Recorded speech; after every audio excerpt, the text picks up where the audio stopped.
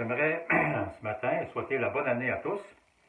Alors pour tous ceux et celles qui n'ont pas eu mes vœux, j'aimerais tout simplement rappeler que dans une parole de Dieu, dans l'Épître aux Hébreux, c'est écrit que le Seigneur soit mon aide. Et j'aimerais proposer que pendant l'année 2021, alors que nous sommes en pandémie, que ce souhait que le Seigneur soit votre aide soit exaucé pour chacun d'entre vous. Je fais ces salutations de ma part, de la part de celle de mon épouse et des membres de notre comité pastoral. Ce matin, nous sommes sur YouTube pour la pêche. Et si quelqu'un désire aller sur YouTube pour recevoir les autres enseignements qui devraient venir bientôt, alors vous pouvez aller sur YouTube André Bourque, pasteur. Et là, vous pouvez voir ce sermon ainsi que d'autres sermons.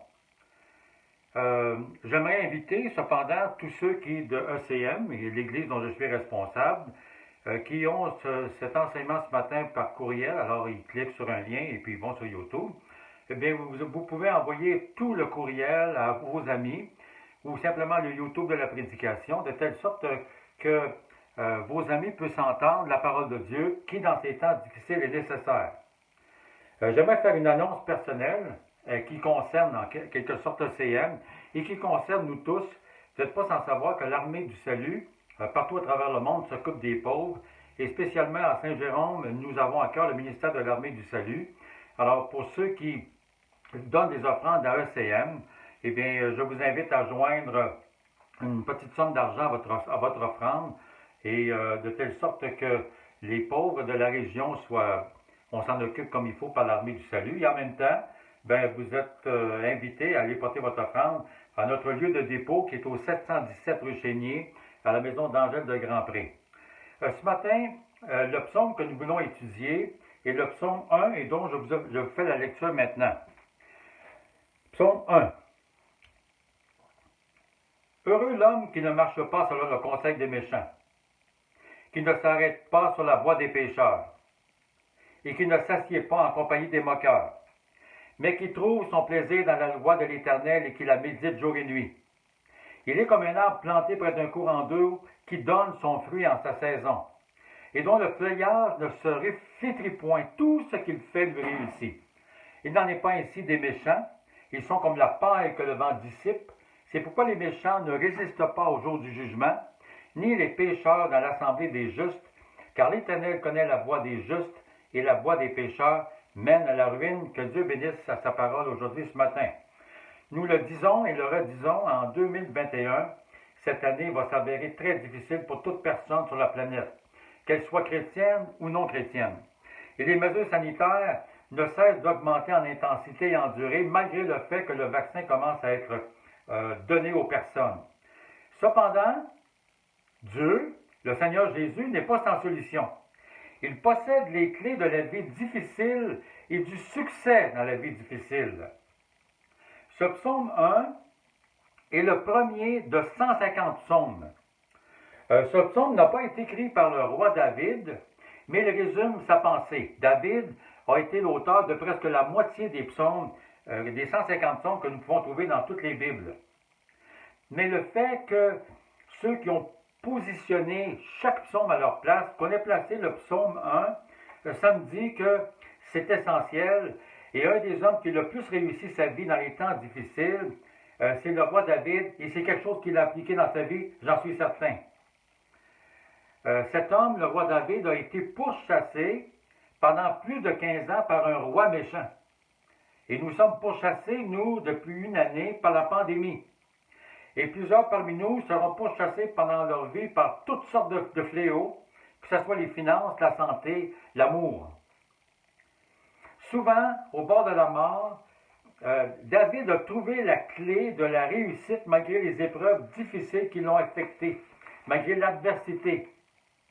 Et je crois que l'application de ce psaume est clé pour nous, pour toute personne, en 2021. Je vais vous proposer 3 réflexions à l'aide de ce psaume. Le premier, fréquente ton église. Que ce soit par YouTube ce matin, que ce soit par Zoom, ou que ce soit, bien, là, présentement, on ne peut pas se réunir. Fréquente ton église. La première chose qui est dite Le premier mot qui est dit dans le livre des psaumes, c'est heureux.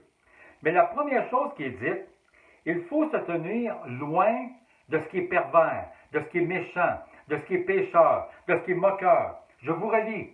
Heureux l'homme qui ne marche pas selon le conseil des méchants. 2. Qui ne s'arrête pas sur la voie des pécheurs. 3. Qui ne s'assied pas en compagnie des moqueurs. Où est-ce que trouve ce lieu? Où aller? Quel est l'endroit pur et sécurisé en ce monde? L'endroit où la méchanceté n'est pas à l'ordre du jour. L'endroit où on refuse ouvertement de commettre le péché. L'endroit où on ne rit pas des choses de Dieu. L'endroit où la victoire est annoncée. La réponse est l'Église. Qu'est-ce que l'Église? C'est un lieu saint. Dieu demeure dans la sainteté. Et c'est là qu'est la protection. Et j'aimerais lire un texte qui contient les mots suivants, ainsi qu'il convient à des saints. Ce qui est convenable à des saints, c'est vraiment un endroit pur, comme je l'ai déjà mentionné. Et je vous lis Éphésiens chapitre 5, les 5 premiers versets, et vous allez comprendre ce que ça signifie la pureté.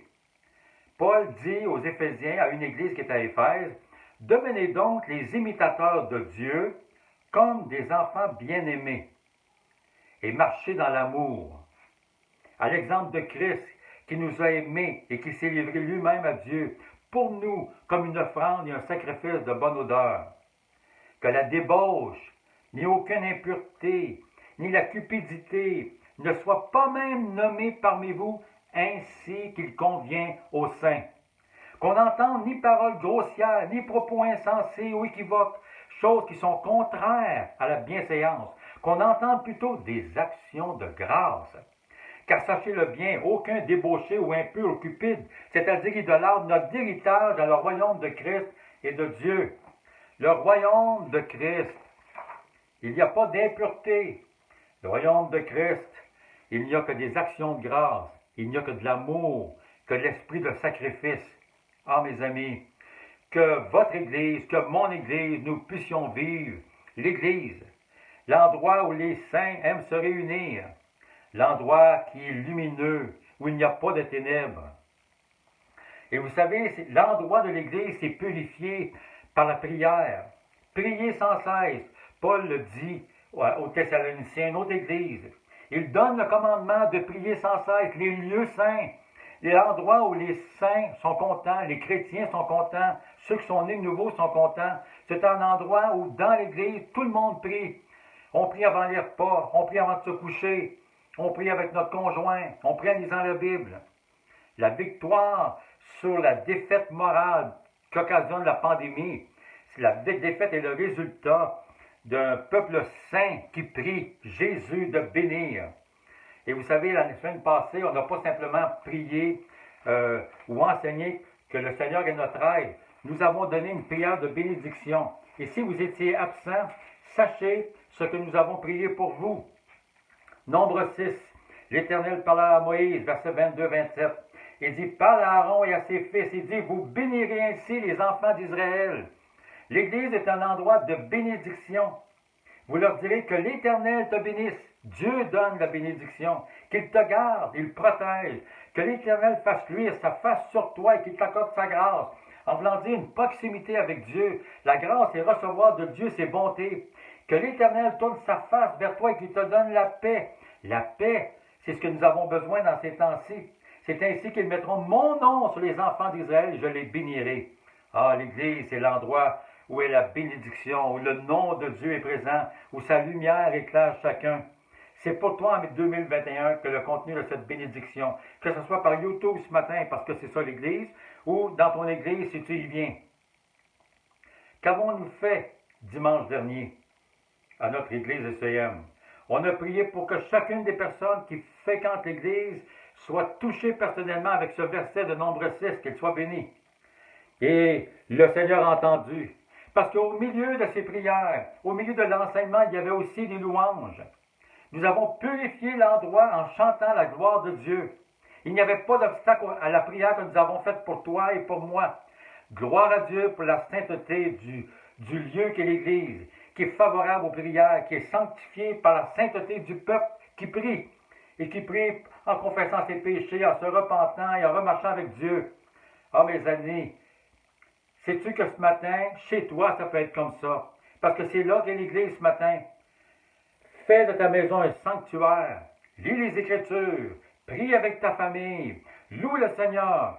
Et le texte nous dit, dans le psaume 1, que ceux qui font une telle chose, psaume 1, verset 3, tout ce qu'il fait lui réussit. Deuxièmement, 2021 peut être une victoire pour toi si ton âme est abreuvée profondément de la parole de Dieu. Le texte nous dit, au verset 2, mais qui trouve son plaisir dans la loi de l'Éternel. Ça, c'est la parole de Dieu, c'est la Bible. Et qui la médite jour et nuit. En voulant dire, on la lit, c'est notre culte avec Dieu, mais en même temps, nos pensées sont souvent ramenées aux Écritures. C'est ça la méditation. Et ce que ça dit, si cet exercice est présent, que notre âme, elle est comme un arbre planté près d'un courant d'eau, qui donne son fruit à sa saison, et dont le feuillage ne se flétrit point. En temps de pandémie, on n'est pas en train de faner. On fleurit et on porte du fruit. Tout ce qu'il fait lui réussit. Ah, mes amis, vous savez, la Bible parle d'arbres. Il y a beaucoup d'arbres dans la Bible. Il y a plein de symboles dans la Bible pour nous apporter des vérités. Il y en avait un arbre dans le jardin. Il y en avait plusieurs. Il y avait l'arbre de la connaissance du bien et du mal, puis il y avait l'arbre de la vie. On pouvait goûter à l'arbre de la vie, mais si on passait par l'arbre de la connaissance du bien et du mal, on ne pouvait plus aller à l'arbre de vie. Le mal, c'est l'impureté. L'Église, c'est la pureté. Reste pur.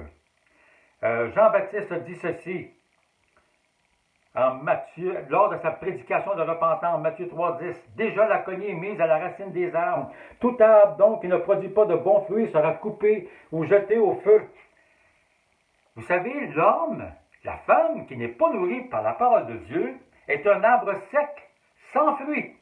Et Jean-Baptiste, le prophète, qui a prophétisé la venue de Jésus, il a dit, faites attention, gardez vos cœurs, recevez le Christ en vous, gardez-le vivant en vous en lisant la parole de Dieu, sinon, clic, on vous coupe. Je me promène souvent sur le bord de la rivière du Nord, et j'y admire souvent, non simplement la rivière et les canards qui s'y trouvent, mais les beaux arbres qui sont à voir, qui sont plantés là, et qui sont nourris par l'eau. Sans cette eau, ces arbres ne peuvent pas porter de beaux fruits, de belles feuilles. Pas de parole de Dieu, ça signifie la mort. C'était ça le message de Jean-Baptiste. Y a-t-il eu un message plus important que celui de Jean-Baptiste? Il disait comment recevoir le Christ. Comment est-ce qu'on reçoit le Christ?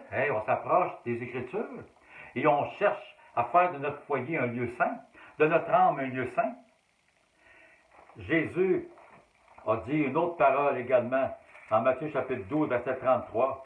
Quelque chose qui nous interpelle, qui m'interpelle. Il a dit, ou dites que l'arbre est bon et que son fruit est bon, Matthieu 12, 33. Ou dites que l'arbre est mauvais et que son fruit est mauvais, car on connaît l'arbre par le fruit. Quel fruit portes-tu? Quel fruit? Quel fruit goûtons-nous? Et quel fruit les gens goûtent? Si ton fruit visible n'est que colère ou irritation, tu n'es pas planté près du courant d'eau qu'est la parole de Dieu. Si ton cœur n'est qu'irritation avec la pandémie, ton cœur n'est pas planté dans la parole de Dieu qui nourrit l'âme et qui nous fait fleurir dans les temps difficiles.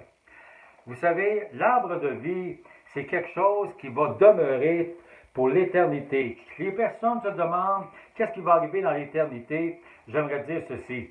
Dans l'éternité, c'est semblable, mais en beaucoup plus grand et en infiniment grand, à ce qui était dans le jardin. Dans le jardin, c'était le bonheur et c'était la vie. L'arbre de vie.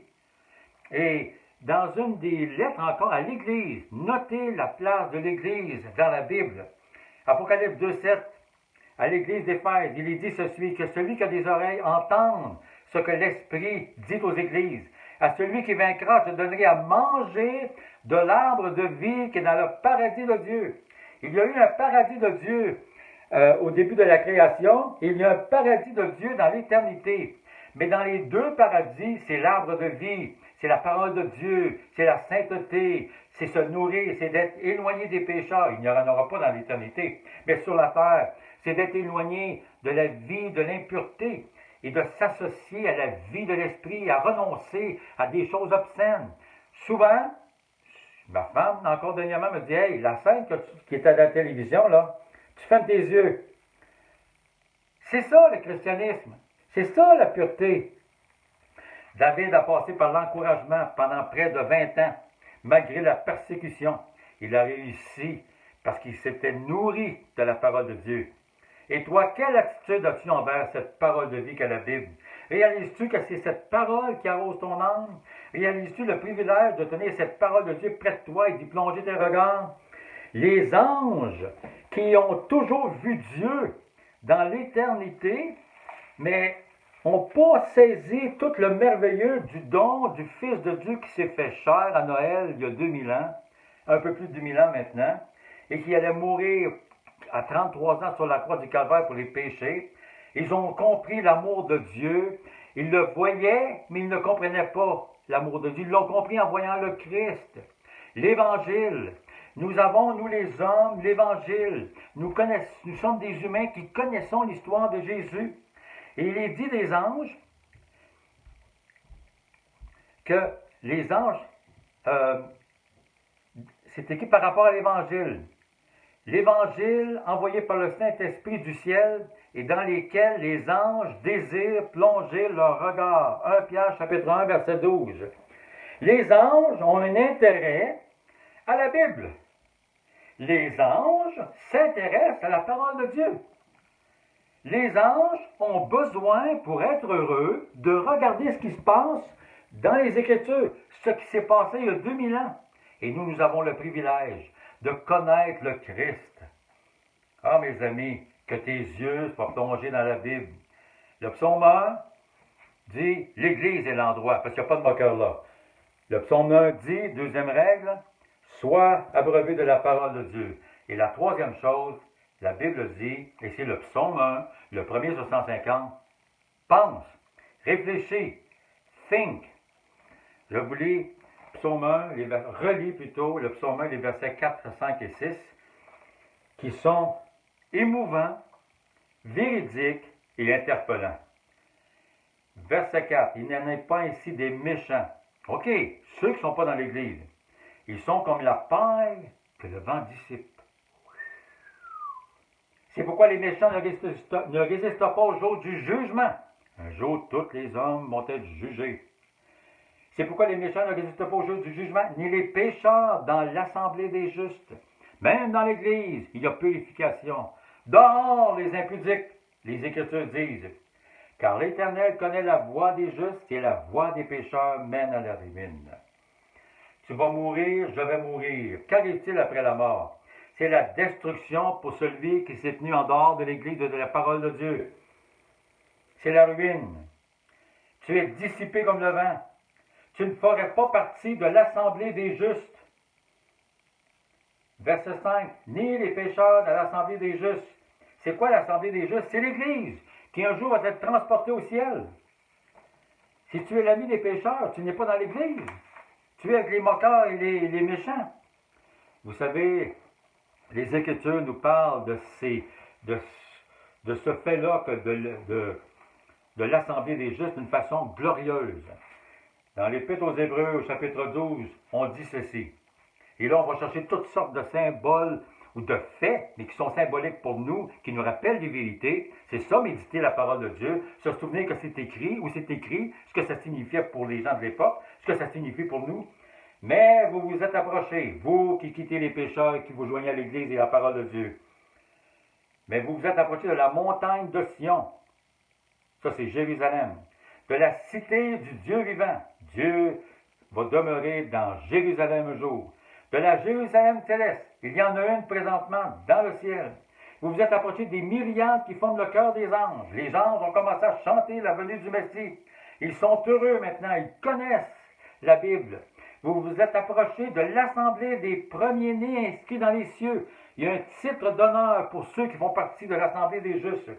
Vous vous êtes approchés du juge qui est le Dieu de tous. On peut être proche de celui qui va juger, parce que le sang de Jésus-Christ nous purifie de tout péché. Vous vous êtes approchés des esprits des justes parvenus à la perfection. Celui qui vient dans l'Église et qui lit la parole de Dieu va réaliser un jour que Jésus nous a blanchis de tous nos péchés. Tous mes péchés, Jésus les a portés à la croix. C'est difficile à croire, mais c'est ça. Et la foi vient en lisant la parole, en étant planté dans la Bible. Vous vous êtes approchés de Jésus, qui est le médiateur de la nouvelle alliance. Ah, mes amis. Pensons à l'éternité pendant la pandémie. Les gens meurent. Les gens de 70 ans et plus meurent. Je peux mourir demain matin. Tu peux mourir demain matin si tu es âgé. Es-tu prêt? Ça vaut le coup de rester engagé dans l'Église du Dieu vivant. Et sur YouTube, dans les prochains dimanches aussi. Ça vaut le coup de rester imbibé du fleuve de la vie de la parole de Dieu. Quand on réfléchit, vous savez, les réalités célestes, ce sont celles-là qui sont les plus importantes. Dans l'Épître aux Colossiens, encore une fois, une église, Paul dit ceci, si donc vous êtes ressuscités avec Christ, ceux qui ont fait le choix ce matin, comme je l'ai mentionné, c'est marqué, cherchez les choses d'en haut, ce qui est dans le ciel, où Christ est assis à la droite de Dieu, attachez-vous aux choses d'en haut et non à celles qui sont sur la terre. Pourquoi je suis heureux? Parce que les vérités du ciel viennent à moi. Et les vérités du ciel me disent, l'arbre de vie sur la terre, tu commences à le vivre aujourd'hui dans l'Église et tu vas le vivre pour l'éternité avec moi. Réjouis-toi, prépare-toi, puis reste collé à moi parce que ton feuillage d'arbre va rester vert. Autrement, c'est la ruine. Il y a une expression quand j'étais jeune, c'était « à bon entendeur, salut ». Ça signifie que tu sais le danger de t'éloigner de l'Église et de ses rencontres. Tu le sais aujourd'hui, je te le dis. Ça signifie que tu connais le danger de ne pas ouvrir ta Bible papier et de méditer le texte où tu es rendu dans ta lecture quotidienne. Ça signifie que tu connais la fin de ceux qui s'éloignent de ces deux paramètres, de l'Église et de la Bible. Hey, ils sont comme la paille que le vent dissipe. Il n'y a pas de place pour les pécheurs dans l'assemblée des justes. Appartiens-tu au Seigneur? C'est ça la fin. Appartiens-tu au Seigneur? Va à l'Église, lis la Bible. Ça, c'est la vie normale, et ça, c'est la vie, et c'est comme ça qu'on franchit la ligne d'arrivée avec joie. Que Dieu vous bénisse, et on se reparle la semaine prochaine. God bless you all. Amen.